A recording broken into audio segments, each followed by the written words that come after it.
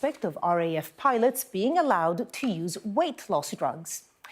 The Observer carries an in-depth interview with the Green Party leader Zach Polanski, outlining why he'd leave NATO, tax the rich, and welcome migrants to the UK. And The Star has a special investigation into shoplifting, with the number of people being jailed at its highest in years and the convicted being sentenced for longer. But experts say more still needs to be done to stop the rise. Well, let's look at a lot of those stories. Welcome then, Calgie and Joanna Jarjue. Great to have you here on a Sunday evening. Quite a split between domestic news, of course, looking ahead to the budget, but this Ukraine story, obviously crucial. We've been leading with it on Sky, and it's moving very, very quickly. Let's start with the Sunday Telegraph that has this headline: Ukraine deal, not my final offer, says Trump. Christian, I'm just going to start with you. If there's one thing we know about Trump, is that he's unpredictable. That's the only predictable thing about him. So this in itself is positive news for Ukraine, though. Well, it is, because the deal as presented was not a particularly good one for Zelensky, but you're right to say things are moving quickly. I mean, Trump is sort of flip-flopping at Starmer rates on Ukraine. So I think it's clearly a good thing, and I think it had to be, because it's quite rare that we've seen European leaders publicly stand up to Trump on a lot of it's had to be behind the scenes and diplomatically. But over the last 24 hours, we had seen that building momentum, especially with even Keir Starmer, who is one of the most restrained world leaders publicly when it comes to criticising Trump, but also Germany and France and other European leaders. And it's clearly a positive, because some of the stuff in the proposed deal almost mirrored the sort of Treaty of Versailles. And, you know, this isn't even the warmongering party, is it? It's land concessions, it's capping the size of the army. And one of the key points that Telegraph raises is that the British government is concerned of the real possibility of a surprise winter offensive by Russia, even in the event of a peace deal. And obviously limiting the size of the army would be terrible for Ukraine in that circumstance. And Zelensky, I mean, it sort of made it quite clear that those points are unacceptable. Joanna, we often speak of Keir Starmer, or people do, as a kind of bridge, don't we, between the EU, or just Europe in general, and the US. Do you think we're going to see this? Do you think we're seeing it now?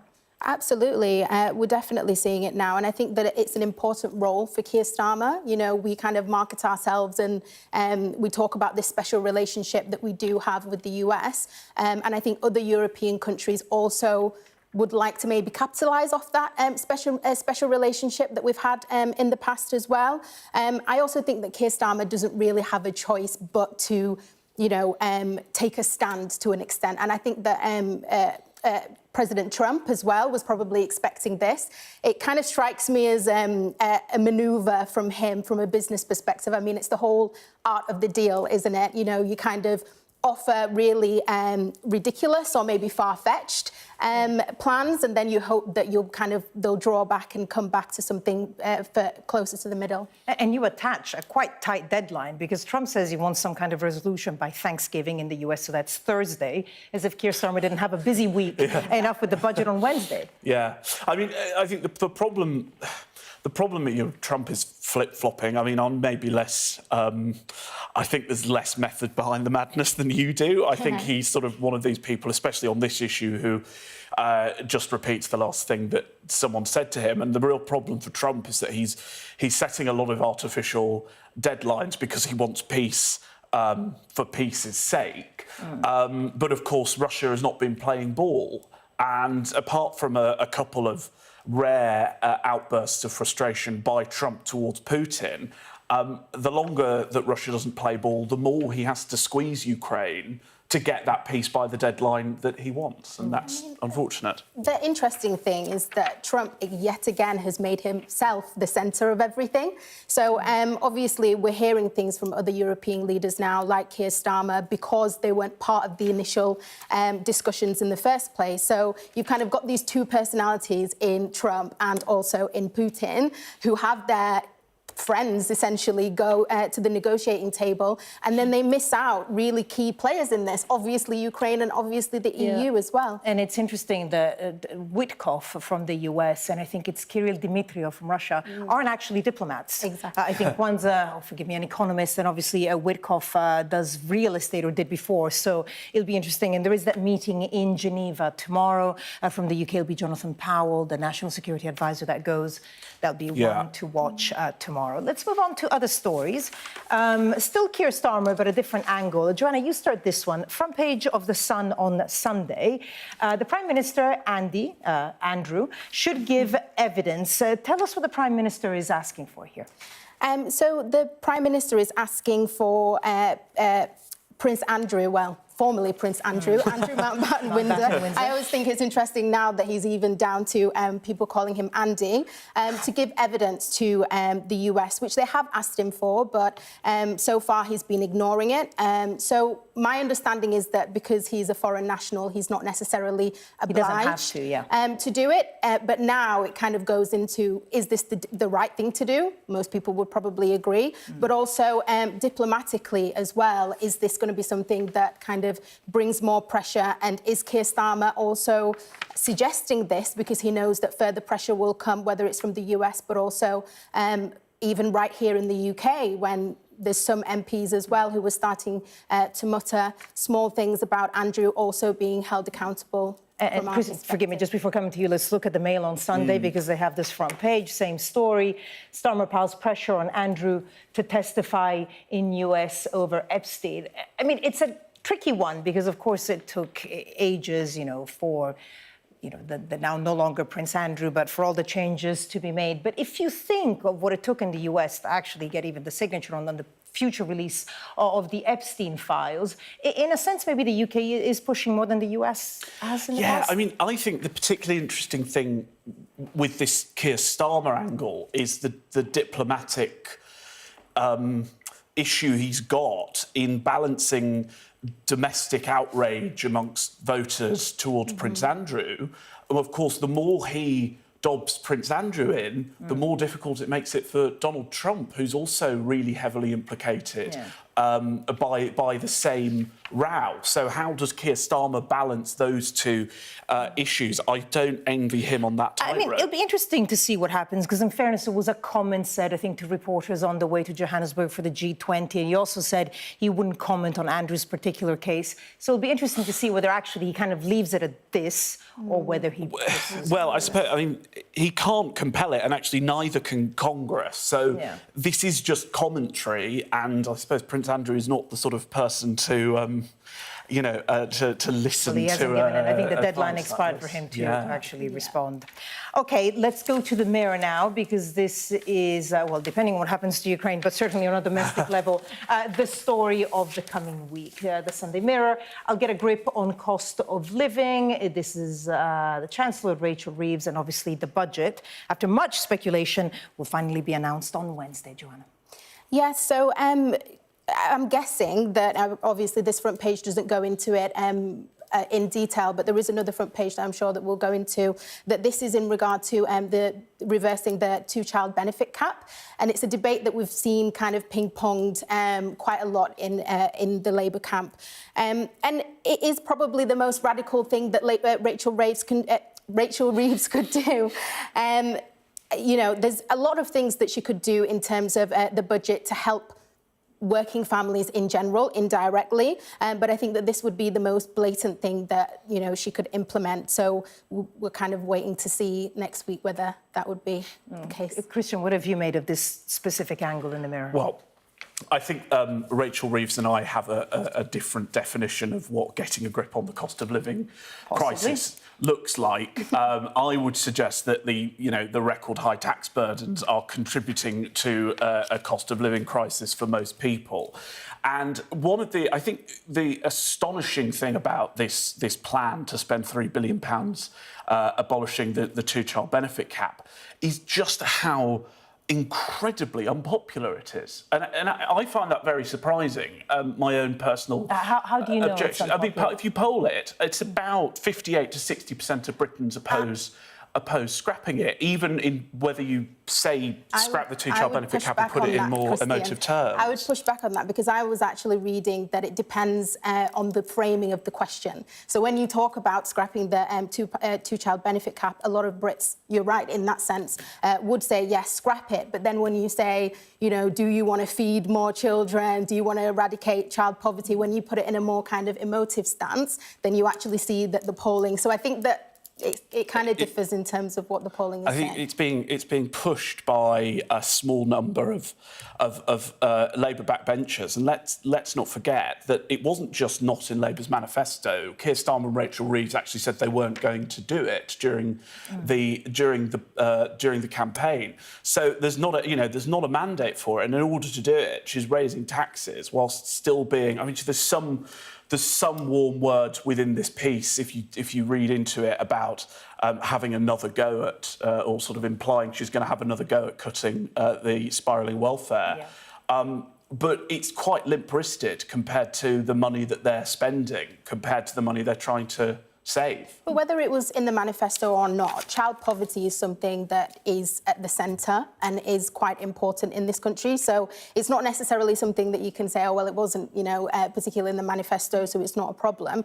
It's clearly something that Labour have been, you know, working towards when it comes to the childcare and early education, things like the Best Start, family hubs, which are obviously the new version of the Sure Start that we've had under Labour government. So I think that she's pushing further. And realistically, this is the type of thing that will actually lift working families out of poverty. OK, we're going to have to leave it there. Obviously, there'll be a lot of talk about the budget until Wednesday when we finally find out exactly what is in it. Stay with us because coming up, The Observer reveals the Green leader's vision for the nation. That's coming up after the break.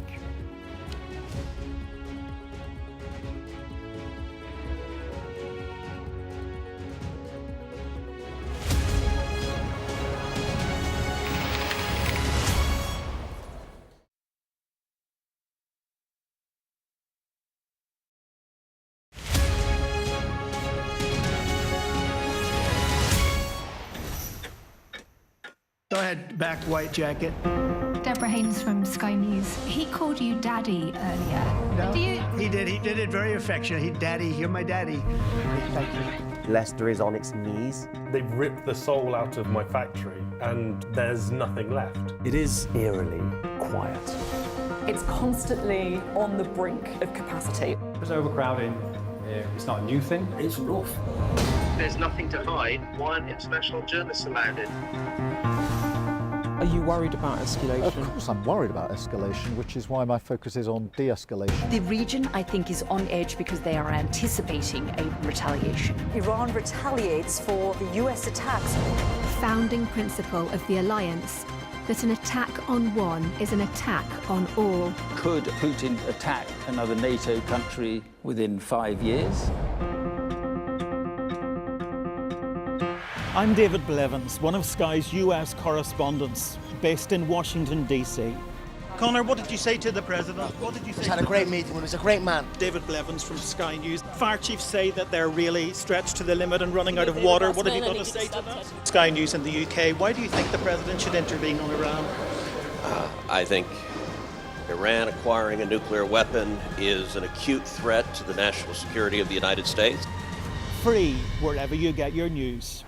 Our app gives you the very best of Sky News wherever you are. Breaking news, videos and analysis. Evidence of the crisis. Podcasts, watching us live. I'm live in Jerusalem. Wherever you get your podcast. All in one place and all at just the touch of a screen. The Sky News app. Get the full story first. The judge made it very clear that she could see no justifiable reason why Sakulas wasn't here facing British justice. I promised I would get him justice. Sky News, get the full story first. It's legal to let go. Set the speed and take the hands off. I'm Lisa Dowd and I'm Sky's Midlands correspondent.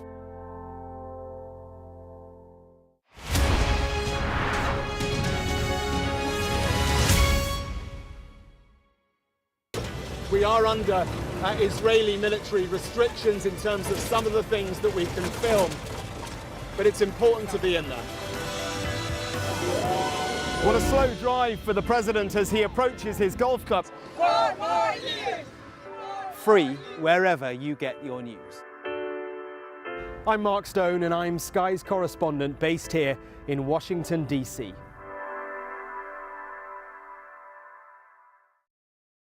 There's always more to the news than a headline. We want to discover, to delve a little deeper, to find out what's really going on. Explanation, analysis, the people at the heart of every story. I'm Neil Patterson, and this is the Sky News Daily Podcast. So, by the end, we'll hopefully all understand what's going on in the world just that little better. Available wherever you get your podcasts. Welcome back. You're watching the press preview. With me now in the studio, Calgie and Joanna Jarjue. Okay, let's take a look at some of the other papers now. Start with The Observer. Now, they've put it straight on the front page, Greenland, and it's a profile of Zach Polanski, obviously the leader of the Green Party. And some of his policies there, leaving NATO, taxing the rich, and welcoming migrants. Joanna, what do you make of him, and what have you made of this article? Well, first of all, on a personal note, I was just saying that I'm probably his target market, and it's working. Why? Well, I feel like even there on the headline, what you see there, maybe not leave NATO, but tax the rich, welcome migrants, all of this is actually traditionally what we would have expected from a Labour government and what we have heard from Labour politicians in the past. But when you compare that to, for example, Labour's new Home Secretary, the asylum and immigration rules that are being floated, it's such a contrast in the sense that old Labour voters and people who have been traditional socialists that haven't felt like they've had a home with Labour are actually finding a home with Zach Polanski. And mainly for things like sticking to taxing the rich, like having a 1% annual tax on assets over 10 million, 2% on wealth above 1 billion, all of this speaks to everything that the classic left-wing socialist would want to hear. And Christian, if we look at the inside pages, actually very strong words against Keir Starmer. He says, I wouldn't touch Starmer with a barge pole. He's completely untrustworthy. Yeah, I'm not Zach Polanski's target audience, and he's not working for me. But do you think he'd work for disaffected Labour voters? I think he works for a particular brand of sort of... Careful. I know, I'm trying to be diplomatic now. You've come out in favour of him. Look, I think his success, and it is an undeniable success, taking the Greens up to around 15% in the polls so quickly, highlights enormous failures, actually not just by Keir Starmer, but I'd also suggest by Ed Davey, who had all that same potential. The Lib Dems could have been picking up much of these disaffected former Labour voters, and they've fumbled the ball. What I find bizarre, really, about the Greens is that they are enormously helpful to Nigel Farage, and Zach Polanski actually goes and says that he would do anything to stop a reform government. But would sort of draw the line at encouraging tactical voting for the Labour, because his hatred of Keir Starmer is almost greater than his sort of desire to stop Nigel Farage entering number 10. Do you agree with that, Joanne? I don't agree with that. I think that he's probably using a similar playbook to Nigel Farage in terms of social media. We did see before the last election that Nigel Farage, it seemed as if in terms of Gen Z voters, miraculously, you would think that Gen Z voters would be a bit more kind of left-wing, airy-fairy. No, especially, I think, the male Gen Z voters. Yes, exactly, the male Gen Z voters. But what we saw, actually, is that from TikTok, Reform were able to communicate their messages. And I think that he is taking from Nigel Farage's playbook, but also he's taking from the playbook of Zoran Mamdani in New York as well. And it's interesting that he was supposed to meet with Mamdani, but he refuses to fly, so he won't go. There you go.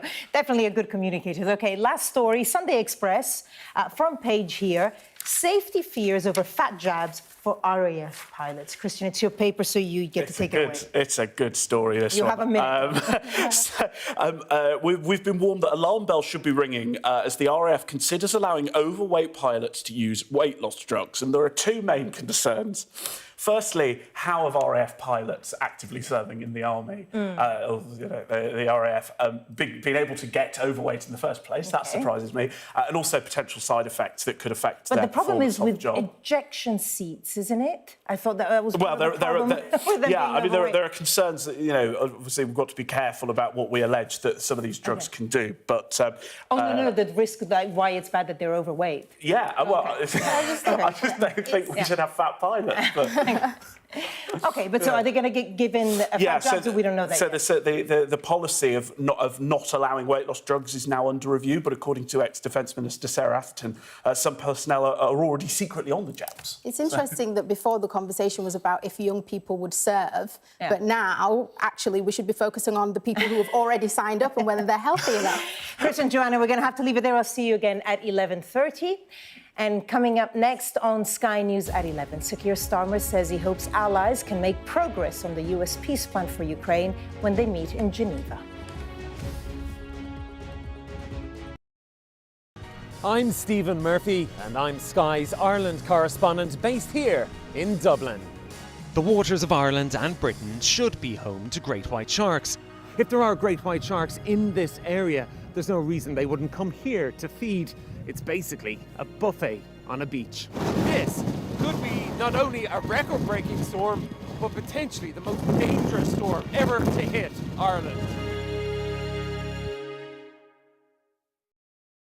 What might happen if Russia attacked the UK? This is clearly an enormous show of force. It is definitely out of the ordinary. We ran a war game with former ministers back in the hot seat. Ben Wallace. Amber Rudd. Jack Straw. It's the kind of war game that's genuinely tested inside government. The Russians are signalling that there may be an attack. Russia knows our weaknesses, but do you? I'm Deborah Haynes. From Sky News and Tortoise, this is The War Game. Listen wherever you get your podcasts.